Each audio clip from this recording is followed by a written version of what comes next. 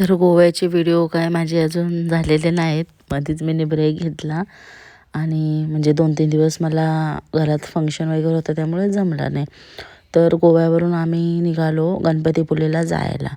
तर सकाळी आपला केला नाश्ता आणि निघालो आम्ही गणपतीपुळेला जायला. तर व्ह्यू खूप म्हणजे खूप मस्त होता. आणि गोव्या म्हणजे तिकडे रत्नागिरी साईड, गोवा साईड नारळाची झाडं वगैरे त्यामुळे खूप मस्त वाटतं व्ह्यू.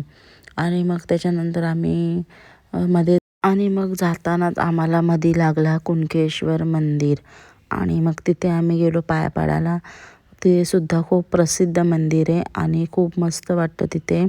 आणि बाजूला तिथे बीच असल्यामुळे अजून भारी वाटत होता.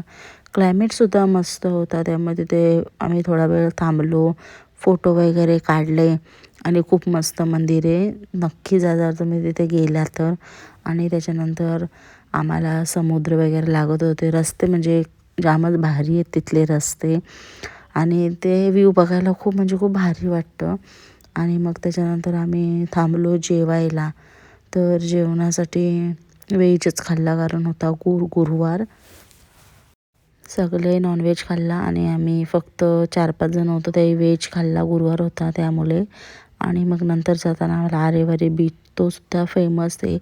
तिथे आम्ही थांबलो सनसेट बघायला. खूप मस्त सनसेट होता. आणि मग तिथे थोडासा मुलाने मॅगी वगैरे खाल्ली आणि तिथे पण आम्ही थोडा वेळ बसलो कारण खूप मस्त क्लायमेट होता.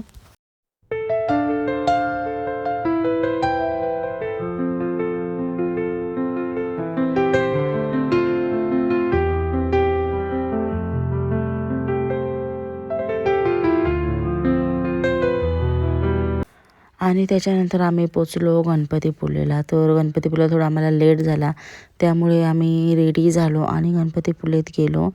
तर गणपतीपुळेला पण जास्त गर्दी नव्हती आणि बंद व्हायचा टायमिंग आलता त्यामुळे आम्ही पटापटा गेलो, दर्शन केला आणि गेल्या गेल्या तिथे आरतीसुद्धा चालू होती. गर्दी नसल्यामुळे आम्ही लगेच गेलो, आरती वगैरे घेतली. थोडीशी आम्ही शॉपिंग केली आणि मस्त होता व्ह्यू आणि असा होता दिवस. तर कसा वाटला माझा व्हिडिओ आवडला तर लाईक करा, शेअर करा, सबस्क्राईब करा.